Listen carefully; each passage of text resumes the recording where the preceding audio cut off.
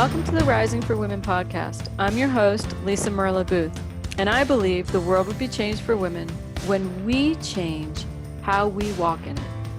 So each week, we're going to have hard conversations. We're going to explore new options. Some of them are going to be hard options, and we're going to have some real, straight talk. We're going to do that because I have faith that women can handle it.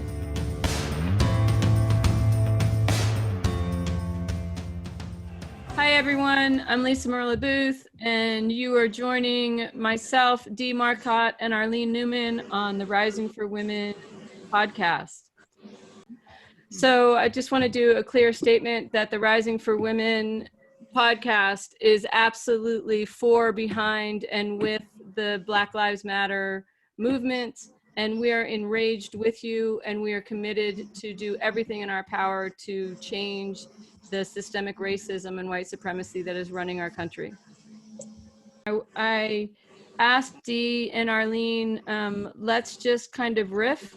I'm going to be very honest that I personally need to do so much more research. I have been reading and watching, documentaries and movies and trying to learn as much as I can. And I am not a Black woman. I do not live in this day to day. And no matter how much research I do and how much I learn, I will never, ever, ever know that plight. And any white person is in the same boat. You will never, ever, ever learn that plight. And I want to be very clear that I don't. And on today's podcast, we are going to probably flub up and dip our toes where we shouldn't, mess up. And I apologize ahead of time if we do that. And this is our attempt at addressing what's going on in our nation in real time. And again, trying to support the Black people across our nation today and always. So let me open it up. Dee and Arlene, holy cow. Things are just blowing up. It all started when George Floyd's was murdered in the streets in front of many people, and it was recorded, and fortunately it was put across the airwaves, and thank God for that. It was a horrific video where you literally saw him take his last breath on air right there, and him saying I can't breathe, and calling for his mother, and the police officers not getting off of his neck. And that is only one of countless murders of Black people, not only by police, but by our nation in so many different ways. So what has this been like for you guys for the last couple of weeks? What are your thoughts on this? Well, I get very impassioned, so my colleagues here might say, okay, calm down. As I speak, or not. Which is fine. I think there's so many things that we could make it just about police officers and people, but this is such a bigger, deeper problem. This is systemic. This has been going on since slavery. This is like a little tip of the iceberg, where this is the part above the water, and there's this whole systemic piece. I'm so glad you said that. It is so much bigger than the police. This is not just about police brutality at all. This is systemic racism. It is also white supremacy that our country has been raised on. I just saw the documentary 13th, which is about the 13th Amendment. I can't even tell you how upsetting that documentary was to me. And for those of you who are thinking this is it's about the right, the Republicans or the Democrats, watch the movie, watch the documentary. It was president after president after president from both sides of the aisle, from both the Republican side and the Democrats, who really did a tremendous effort into keeping Blacks down and vilifying Blacks and making them out to be violent, you know, predators and dangerous individuals. It was a very disheartening documentary for me. And so, and I also watched last night, we watched Just Mercy. And that was fascinating to me because it was in 1987.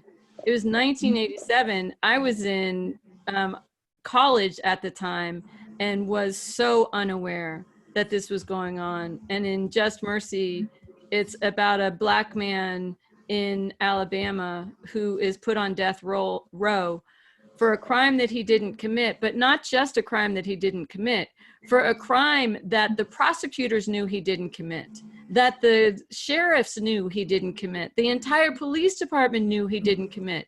But they needed, because the crime was against a white woman, they needed somebody to fall because they couldn't find somebody. So they tore this entire man's life upside down. So it is absolutely not about police brutality. It is really about systemic racism, and that permeates every single aspect of our entire nation. I would say world, but I'll speak for our nation. Well, I, for one, am relieved that the pimple has burst, that it's out in the open, and that it's in front of our faces, and we have to deal, whether we're uncomfortable, whether whatever it is. We can't ignore it anymore. It can't go under the radar anymore. It's been there for forever, and now it's out. And I think Trump's behavior has helped it come out. Absolutely. Absolutely. So it's out. Yeah. I think he has fueled the flames, and he has given the white nationalists and the neo-Nazis and all of white power extraordinary amounts of power in our nation right now, and has made it okay when white power is running down people in the streets and our president says they're nice people. When you have these, you know, white men in, you know, carrying machine guns and rifles down the middle of the State House to protest. If those were Black men who were walking down the middle of the State House to protest COVID-19, they would have been shot down. That's right, they would have been shot. And these men who walked down there, they should have been arrested. Not only were they not arrested, they were given room to go. That's systemic racism. I'll talk about the little example in the Denver paper today, where one of the ex-Broncos, who is African-American, was speaking about to think of systemic racism as the difference between Rottweilers and Labrador retrievers. So we all have a concept of a Rottweiler. We all immediately have a sense of danger or what's going to happen and that sort of thing. Yeah, aggression, right? Aggression, right. Barely Aggression, can't trust them, you know, versus Labrador retrievers, which are like white people who are all kind of like, if you would just say, okay, and wag your tail, everything would be fine, you know. And then talking about, so this systemic part starts from just that thought. Yeah. So then if I start from that thought, then it's the idea that, oh, so the neighbor sees a Rottweiler and calls because there's a Rottweiler in the front yard. And they're going to be dangerous. Yeah. And so then, you know, the police get all set and they come out and as they go towards the Rottweiler, they look like they're stalking the dog and they're all in black and this and that and the other thing. And so, of course, the dog has a response or a reaction to this sense of aggression. So there's all these places where there's aggression, which is like the systemic racism, rather than saying, you know, why can't the Rottweiler just wag their tail, kind of thing. Mm-hmm. So I just thought it was a good metaphor, because we all kind of have those ideas of those two breeds. I love it. That was in the documentary. That was Jim Crow. They had this, you know, fictitious character, Jim Crow, and they had him. It was like, it actually looked like a white man who had blackface and this man was going to rape the women, and it was so scary, and you had to run from him. And it was the way that our nation started to really set up Black people. I don't know if it was started to, but it was a movie that really got them to see Black men as scary and something to be afraid of, and people who were going to harm us. And that just continued to be perpetuated for over years. I saw the saddest thing on Facebook, you know, I see a lot of white men saying, you know, Black men have the same rights as I do. There's nothing that I have that they don't have. That's bullshit. And I saw an article, this Black man, there was a picture of him and his daughter walking down the street, and he was holding her hand. She was probably like 4 or 5, and their dog. And in it, he said, whenever I go for a walk in my neighborhood, I walk with my 4-year-old daughter and my dog to protect me, because I know if they see me with my little girl, I look like a nice father. If I'm walking down my street in my neighborhood by myself, I look like a dangerous Black man. I don't ever do that. That's systemic racism. That is, so many people are like, you know, like, I don't understand. They have rights. They can work. If they worked hard, they can get jobs. If they did ... And it's like, you don't get it. It's literally when you walk into a store, and there's been so much research on this and many videos on it, that if you have, you know, a Black person walking in the store, the workers there, the employees, they start walking close to them, they start watching them. I've seen that. I see it all the time. I work across the street from a CVS, and I've seen that so many times that it just, it's hard to believe. It's hard to believe. For no other reason than the color of their skin. Right. That's the only follow reason. them around, literally follow them around. Right. I teach a cultural issues class, and I had a diversity consultant. She's an African-American woman, and she was telling me, so this was last year, that she went to a Target close to her neighborhood. She's looking for something. A little girl about 6 or 7 comes up, looks at her and says, "What are you doing in my store?" And so here she is. She's the only Black person she sees. She can't call the manager because they're going to say it's something about her. So here she is trying to figure out, like, what to do. How do I handle this? You know, it was so upsetting, and that kind of thing. And her son, I saw with her group, Just Mercy, and then we had a conversation. It was all different races to talk about Just Mercy and what it was like. And I said, well, how do you think this happens today?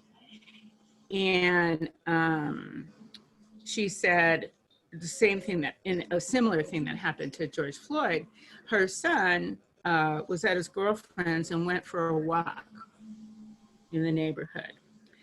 5 police cars come around him, stop him, detain him for 2.5 hours because he fit the description. Do you know what description he fit? He was Black. Yep. That was it. Yep. Yeah. Mm-hmm. Mm-hmm. So this stuff is not like, oh, it happened way back then. I mean, this is happening today. Well, I got a couple of stories from this week. Let's see. There was one where one of my clients was telling me that it was kind of late at night, and she was out with a bunch of women. Some of them were Black, some of them were white, and they were going to have a cab. And the black woman said to her, she was white, she said, "You go do it." And she said, why can't you do it? She says, don't you get it? They're not going to stop for us. Right. And I was like, it really shocked me, because I would never have thought that. I wouldn't have thought that. Being a white woman, I never would have thought that. Well, and what's sad about that is, and I've heard this several times, like, that's just the way it is. Like, Black people know that's just the way it is. That's like just they the way it do is. this every day, every moment. You know, I had one person, he was telling me, he's like, look, the favorite thing I like to wear are hoodies, and I won't go outside with a hoodie. Like, I know I can't do that, you know? I remember when I was, one of my friends in high school, and our high school was all white. We had 2 Black people, I think, in our entire high school. And so I was with my friend, and it was right after high school. It was like in college, and we never, so my friend and I never talked about race, and she was Black, but we never talked about race, and but of course it was there, but we didn't talk about it. And so when we went to college, we came back and we went to the mall together. And when we walked into the store, the alarm went off in the store. And I remember this, like, so, it was so like bold to me. And she looked at me and she's like, that's just to let them know a Black person has entered the store. And I was like, what are you talking about? And I like totally blew it off. And like, because she was right. I mean, it literally wasn't, because, you know, it wasn't, the alarm wasn't going off to let them know that, but she lives that every day, right? And it was the first time in our relationship that it had ever been even like approached, which was very interesting. And like, how sad. It's just, we have no idea. We just really don't know what the day-to-day, minute-to-minute heaviness is to be Black in our country. Well, why do we not know? Well, one of the things, so a lot of the information now is about how to be anti-racist. Yeah. And one of the books they suggest is one that I read quite a while ago when I was at a white privilege symposium. It is worse than 13th in terms of hearing the actuality of history that we have never heard. We've never been taught. Yes. Never. And there is, I mean, this comes from slavery. How Black people were looked at from the get-go in bringing them over, and how we used them for economic gain. Absolutely. How actually the police force is, the foundation of that is the slave boss who went after slaves that ran away. So, and then like you were talking, Lisa, this way that like plays and the TV and all that kind of stuff has played up the fear factor about, look at how dangerous Blacks are and look at how, you know. Well, and I think, you know, Arlene, you asked a great question. Why don't we know? And I think there's a lot of reasons why we don't know. One, they don't teach us Black history. So it's a very whitewashed educational system that we have. That's one thing. I think it's not really safe for Blacks it hasn't been really safe for Blacks to truly talk about it. You don't know who you're talking to. You don't know if they're with you, not with you. Whites, I think historically are like, I mean, look what I did with my friend. I feel horrible. I was like, come on, you're exaggerating. That's not true. Like, I think that there's that piece going on. I think there's a little bit of safety in your own cocoon. And I think that we all live in cocoons largely, right? When I think back to my upbringing, like I said, my education was there were so many whites, you know, many companies are mostly white. And although we have, you know, affirmative action and that's happening, still, I think people tend to hang out in neighborhoods and et cetera, that where you don't see a lot of it, or you're not talking about it, or you're just kind of going through your lives, but you're not really talking about the big issues, I think. I'm sure some of it, and privilege, we have a lot of privilege, tremendous privilege. Not nearly as much as the white men, but we have a lot of privilege. So we don't want to give it up. We don't want to share it. We don't want to admit it. We're afraid of losing it. Right.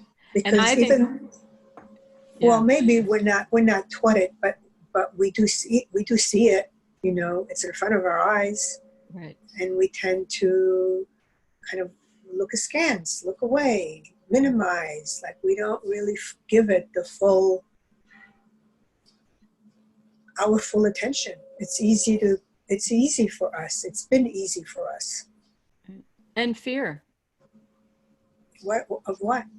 So if you really take it on, what's going to happen to those who really take this on? From the police, from the, you know, like, I think there is, and this is happening right now.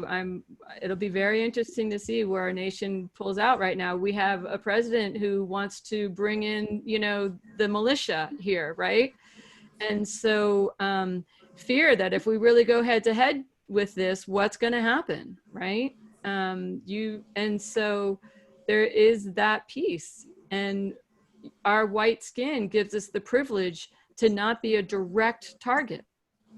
And I think now what's coming out now, which is great, it's not enough not to be racist. You have to be anti-racist, and you have to you got to stand up for them and behind them and with them.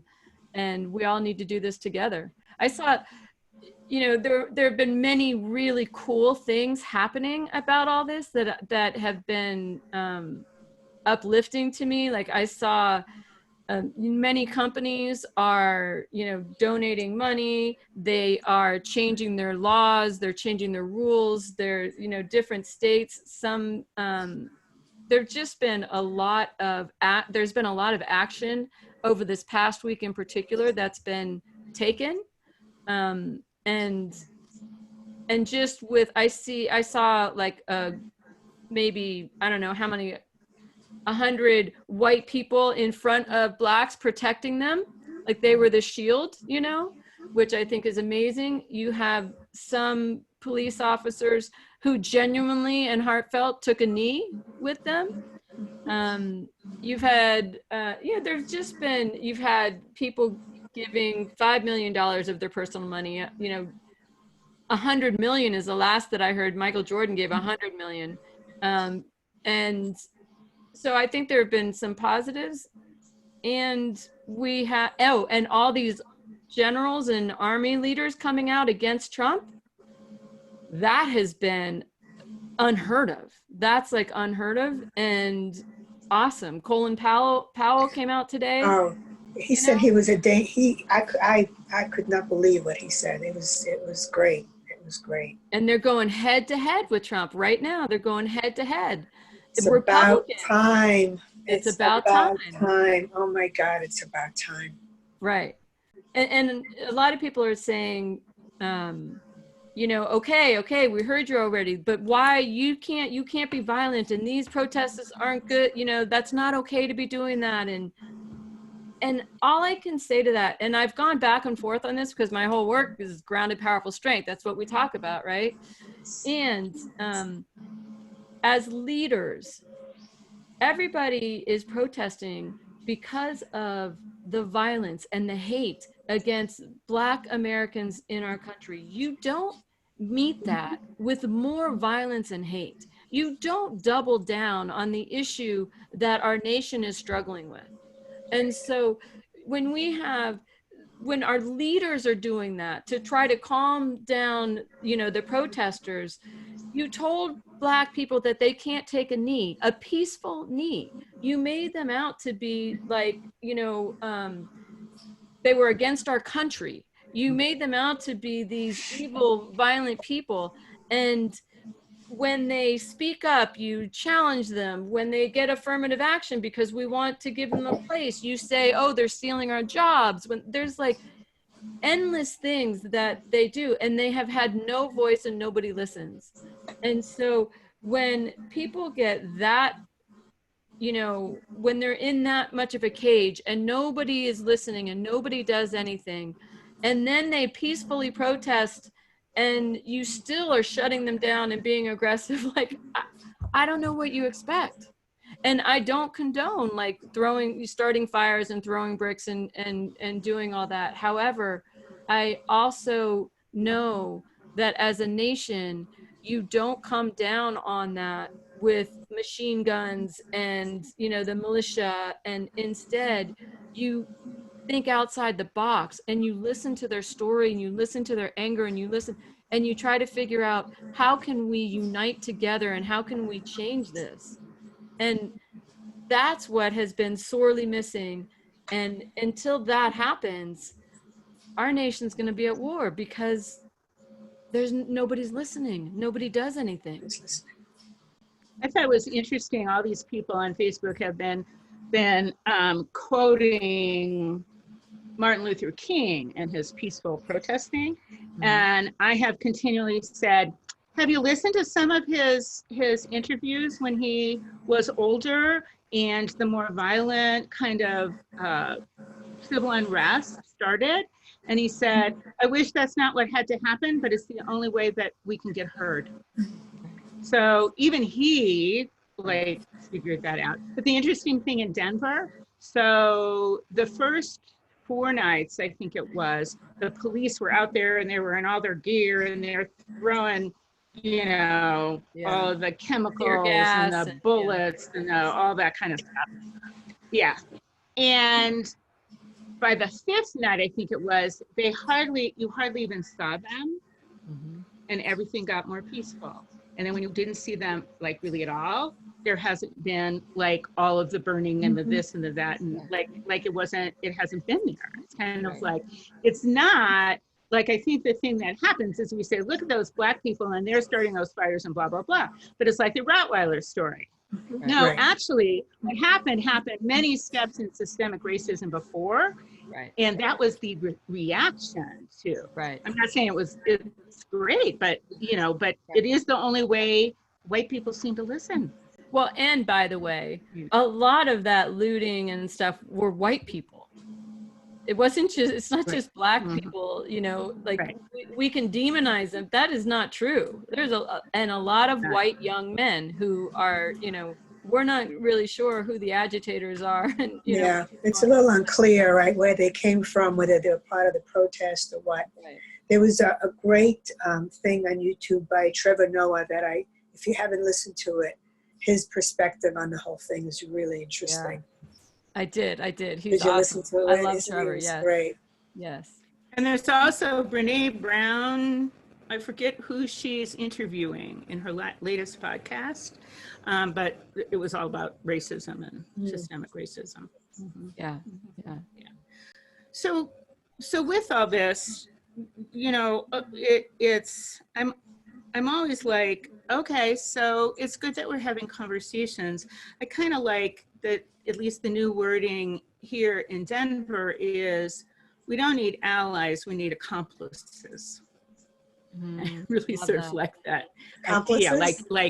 Yeah, you're not like standing on the sideline going, I'm here, I'm with you. Like you're really doing something. Yeah, we got to do something. We can't just be talking, right? Enough talk. You know, we got to do something. It's got to go from. It's got to start with conversation, but then it has to be an action, some kind of plan that we can envision to actually change the way things are.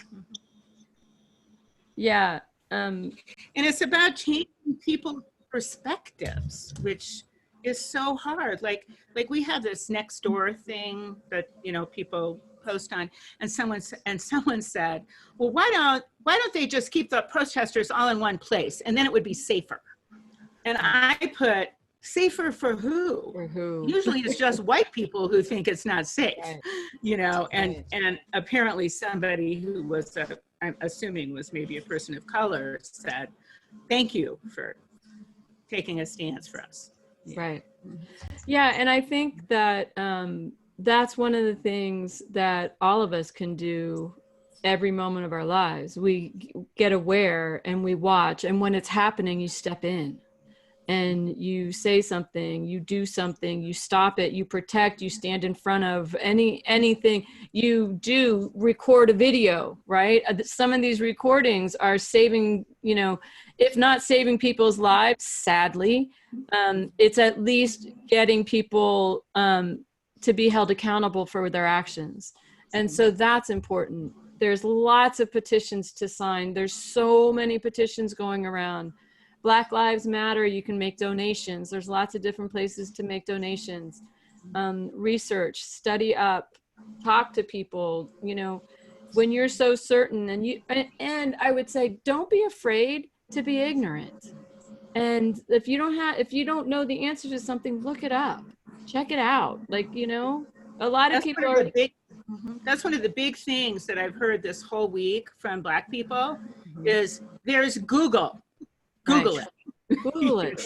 I mean, so many people, one of the biggest arguments is, look, why can't we say all life matters, right? Why aren't we doing that? There's lots of reasons why all life matters is not, it's not okay. It's not okay. And that's not in support of Black lives.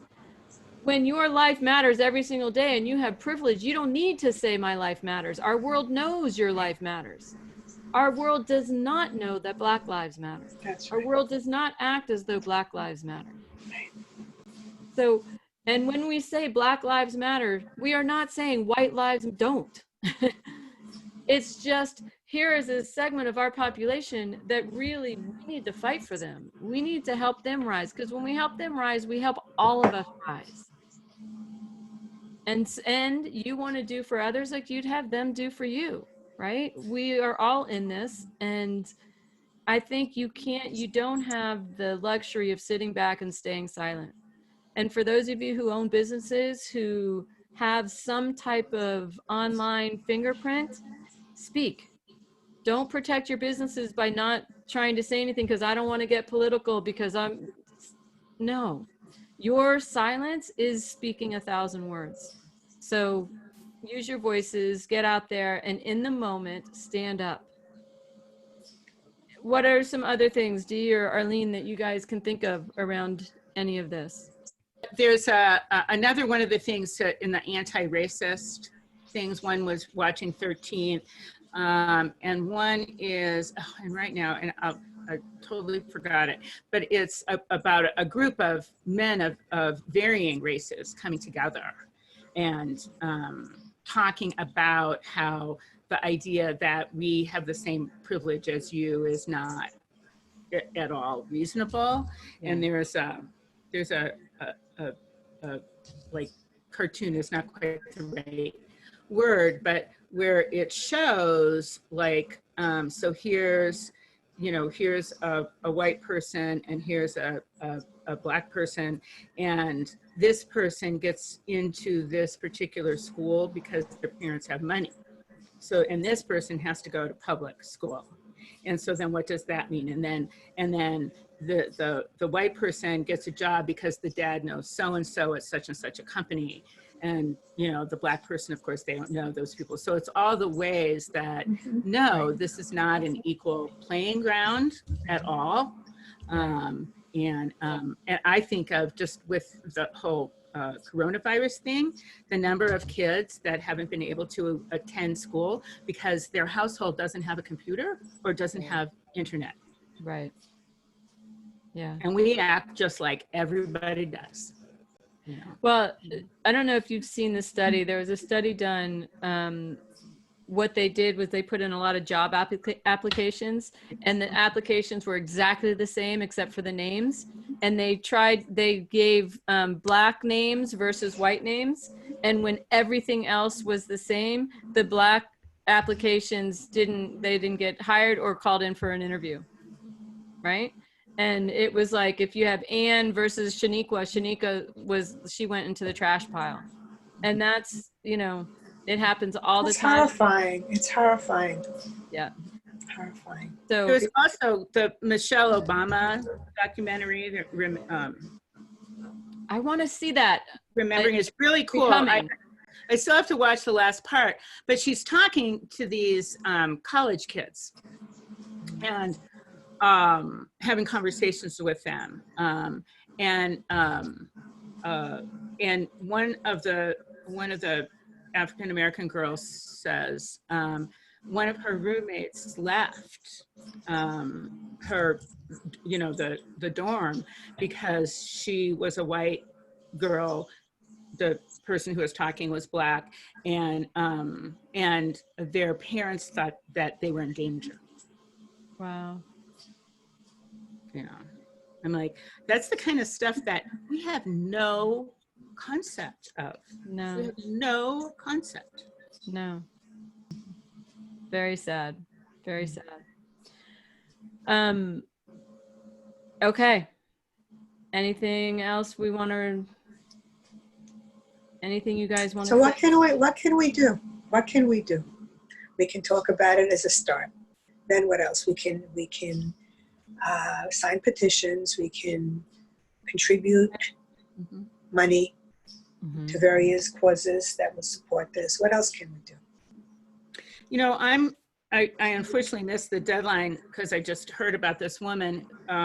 She's a Black woman who has the Racism Recovery Center, and she specifically has an entire coaching program for white people and how to understand the depth of our own racism that we like to think we don't have, and really, get information about like the reality of that, but really looking into, and she believes we have to look at our own trauma, our own personal trauma, and our own trauma around race.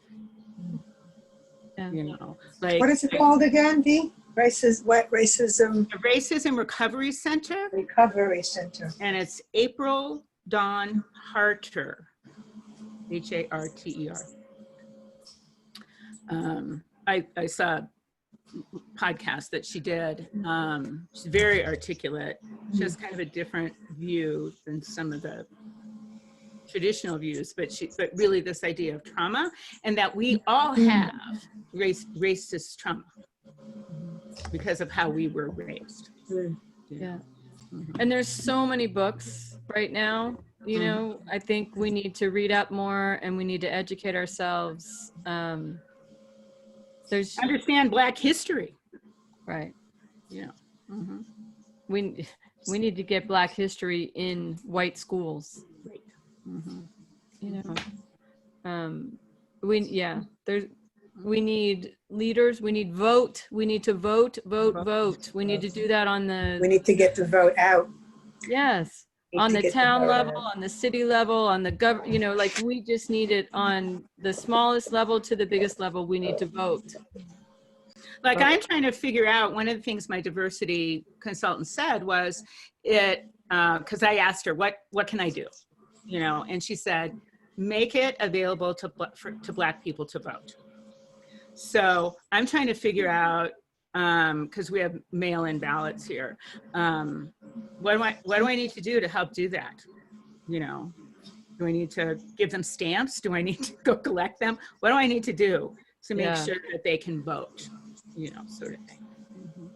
Yeah,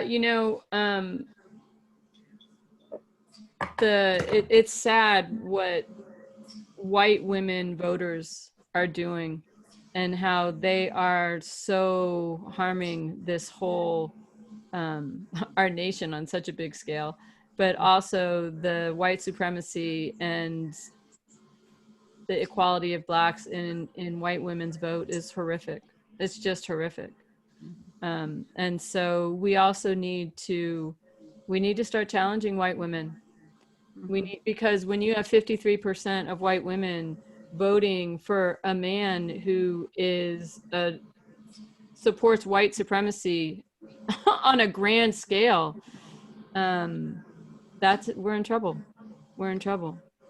And what's interesting is this woman, when she was talking, from the Racist Recovery Center. She said, our job is to actually create really good boundaries as we talk to people, that we're probably not going to change their mind. But what we can do is by our boundaries and stating what's true for us, that's how we make an impactful statement. Otherwise, we're just going to be. We're just arguing. Yeah. Yeah. I love that. I thought that, I was like, that makes so much sense, even It though really I'm does. trying to argue. It really does. Right. Grounded, powerful strength. Yep. Here's what I think. Here's my thoughts. Here's my opinion. Here's how it impacts me, that you go ahead and you vote for somebody who, gives the stamp that approves white supremacy. Right. Which, so true. All right. Well, I don't even know where to go with all of this. There's so much out there right now. I encourage everybody, read, watch some movies on it, educate yourself, find some place where you can jump in and support in some way. Vote, please, and vote for those who are anti-racist. Please, for our entire nation's well-being and welfare. Okay. Dee and Arlene, thank you so much. Yeah. See you next time. We'll see where we are then.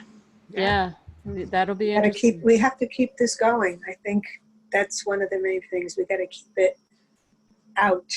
Yes. We can't let it slowly disappear. It can't drop when the protests drop. It's got to keep going. Oh, I do love Black Lives Matter road or street, or what is it? Black Lives Matter Boulevard. I'm not sure what exactly. Changed the name. Yeah. Oh my God. So do you know that like supposedly that literally goes to the White House, and so the White House's address would be. I love it. Now, there's a statement. That's a statement. That's a hell of a statement. So all those little things, get creative. Mayors and governors are getting creative, and we think outside the box when we make little moves and change little laws, and all that'll help. Thank you again for joining us this week, and always remember, you have the power to change the world for women by changing how you walk in it. I challenge you to choose one way to stand in your grounded, powerful strength this week and be part of the ripple of change.